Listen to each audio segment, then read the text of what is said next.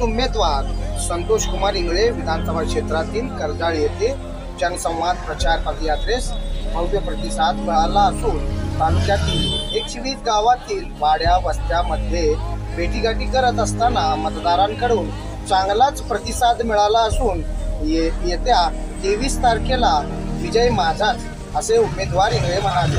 तसेच अक्कलकोट तालुक्यातील बेरोजगारी कारण तालुक्यातील 1 लाखहून जास्त तरुण पुणे, मुंबई, हैदराबाद, बेंगलोर या ठिकाणी गेले आहेत। त्यामुळे गावात फिरले असता गाव हा सिनियर सिटीजन झाल्याचे निदर्शनास येते। अक्कलकोट तालुक्यात पाण्याचा मुद्दा हा फार मोठा विषय आहे, कारण कुरनूर धरणात पाणी असून सुद्धा प्रत्येक गावात पाणी पोहोचले नाही, ही बाब शोकांतिकेची आहे। तसेच तालुक्यातील महिला आज देखील सायंकाळच्या वेळेस हातात तांब्या दिसतो व हे अत्यंत वेदना देणारा प्रकार आहे, कारण हागणदारी मुक्त योजना असून सुद्धा गावोगावी पोहोचले नाही। त्यांचा पाठपुरावा करणार। तसेच तालुक्यातील विकसित मुद्द्यावर मी जास्त भर देणार।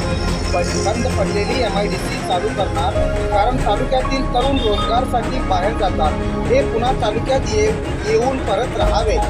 तसेच पाणी तालुक्यात मॅनेजमेंटमुळे कमी आहे, हे पूर्ण करणार, कारण अक्कलकोट शहरास माझ्या दृष्टिकोनातून अर्बन शहर असा पाहतो।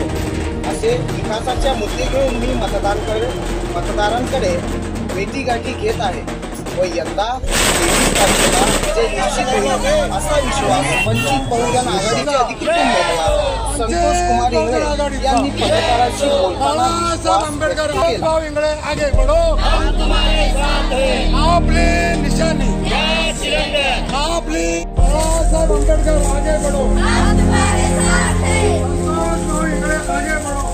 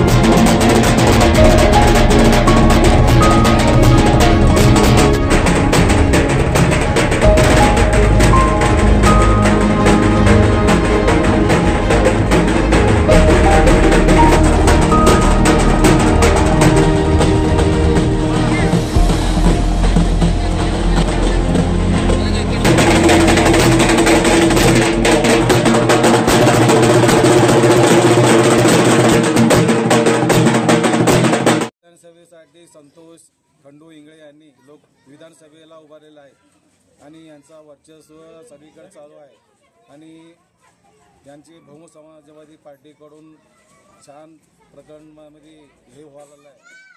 आणि मी संतोष कुमार इंगळे अक्कलकोट विधानसभा 250 मतदारसंघ या ठिकाणाहून वंचित बहुजन आघाडी या पक्षाकडून मला उमेदवारी भेटलेली आहे आणि आता प्रचाराच्या शेवटच्या आम्ही टप्प्यात आहोत। गेले 15 दिवस अतिशय जोमाने आणि कार्यकर्त्यांचा उत्साह जर पाहिला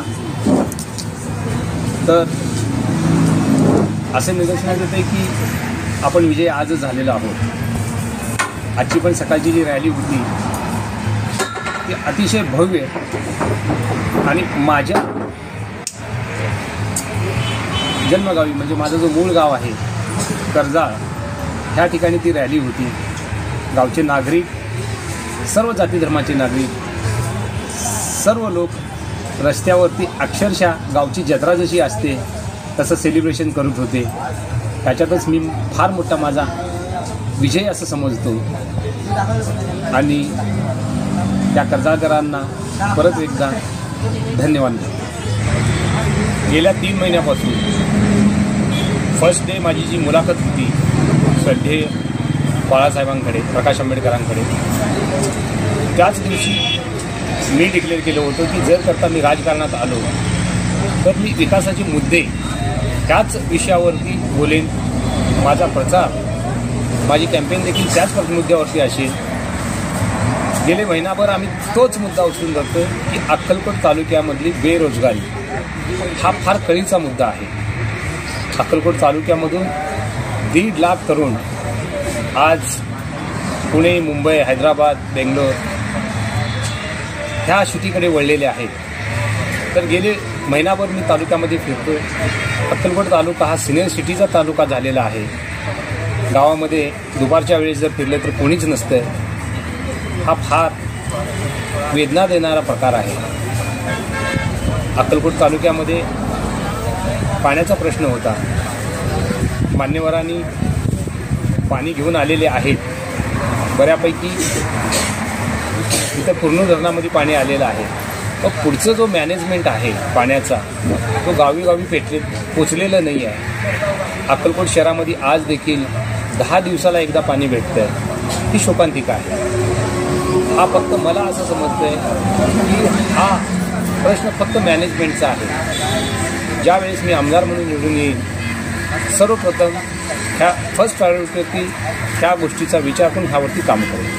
युवांसाठी काय उपक्रम वगैरे लोकांकडे म्हणजे मतदारांकडे आपण मत मागणीसाठी जात आहे एकंदरीत, तो कोणकोणत्या विकासित मुद्द्याकडून मत मागतायत आणि तो कसा प्रतिसाद मिळतो आपल्यास? सर्वप्रथम मी ह्या ठिकाणी असं नमूद करतोय की अक्कलकोट तालुक्यामध्ये मी फिरत असताना भयानक प्रकार मला आज असा दिसला की आपण भारत देश, महाराष्ट्र हे ग्लोबलायझेशन करायचा विचार करतोय, महासत्ता करायचा विचार करतोय. परंतु आज देखील संध्याकाळच्या वेळेस ज्यावेळेस मी दौरा करतोय, आजही माझ्या भगिनी, माता भगिनी ह्या रस्त्यावरतीच तांब्या घेऊन थांबलेले असते. हे अतिशय वेदना देणारा प्रकार आहे. आपण हागणदारी मुक्त ही योजना ऐकलेली असणार, परंतु ती गावोगावी पोचलेली नाही. सर्वप्रथम मी त्यावरती काम करेन. पहिला प्रश्न युवकांचा. अक्कलकोट तालुक्यामधून जे युवक बाहेर गेलेले आहेत त्या अक्कलकोट तालुक्यातल्या युवकांना परत कसं बोलवणार? तर परत बोलवायचं एक दुसरी गोष्ट आहे की अक्कलकोटची MIDC ही बंद पडलेल्या स्थितीमध्ये आहे. त्या MIDCला पुनर्जीवित करून तिथं नवीन नवीन उद्योग आणून ती अक्कलकोटच्या तालुक्याच्या नवयुवकांना, तरुणांना त्या ठिकाणी काम देण्याचा प्रयत्न करेन. दुसरी गोष्ट, मी पाणी मॅनेजमेंट बोलतोय, वॉटर मॅनेजमेंट. जर पाण्याचा मॅनेजमेंट आपण व्यवस्थित केलो, मला असं वाटतंय, माझ्या निदर्शनास असं आलेलं आहे, अक्कलकोट तालुक्यामध्ये पाण्याची कमतरता नाही आहे, मॅनेजमेंटची कमतरता आहे. त्या मॅनेजमेंटवरती काम करून अक्कलकोट वासियांना मुबलक पाणी उपलब्ध कसं करून देता येईल त्याच्यावर काम करेन. आणि तेच पाणी घेऊन शेती व्यवसायामध्ये आपली मुलं इथंच राहतील, त्यांना जोड व्यवसाय मी करून देईन. तर अक्कलकोटचे तरुण आपल्या गावात राहतील, आपल्या आईवडिलांसोबत राहतील, बायको मुलांसोबत राहतील. ह्याच्यात मी माझं मी यश समजतो. जर मी हे करू शकलो तर माझं मी यश समजतो. राहिली गोष्ट, माझे जे कॉम्पिटिटर आहेत राजकीय पक्ष आहेत, वैयक्तिक असा आमचा विरोध काहीच नाही आहे. मी पहिल्या दिवशी बोललेलो की मी टीका करणार नाही. पण टीका न करणं म्हणजे काय? आपण आपले प्रश्न तरी मांडले पाहिजे, माझे व्ह्यू तरी मांडले पाहिजे. मी अक्कलकोट शहर हे मिनी अर्बन शहरास त्या दृष्टिकोनातून बघतो ह्या शहराला. तर तो शहर बनवण्याचा मी प्रयत्न करीन. कारण का मी एका शहरामध्ये राहतो, अतिशय सुंदर अशा शहरामध्ये राहतो. ते तालुका प्लेसेस आहे, तर तो बनू शकतो तर अक्कलकोट पण बनू शकतो. कारण का की सर्वात मोठी गोष्ट ह्या ठिकाणी अक्कलकोट तालुका हा सेंटर प्लेस आहे. तिथून तुळजापूर, पंढरपूर, गाणगापूर आणि अक्कलकोट हे स्वामीजीचं मंदिर आहे, श्रद्धास्थान आहे. महाराष्ट्रातल्या कंप्लेट महाराष्ट्रामधून इथं नागरिक येत असते, भाविक येतात असते. तर त्या भाविकांची सोय ही आजही म्हणावी तितकी चांगली नाही आहे. तर त्याच्याकडे लक्ष वेधून ती एकदम वेल डेव्हलप करण्याचा प्रयत्न करतो. अशा गोष्टी घेऊन मी प्रचारात उतरलो आहोत. तर हे सर्व काम करत असताना अतिशय सुंदर असा प्रतिसाद मला मिळतो. याची खात्री आहे की त्या 20 तारखेला अक्कलकोटचे सुजाण नागरिक माझ्या गॅस सिलेंडर ह्या चिन्हावरती प्रचंड बहुमताने असं मला निवडून देतील याची मला खात्री आहे.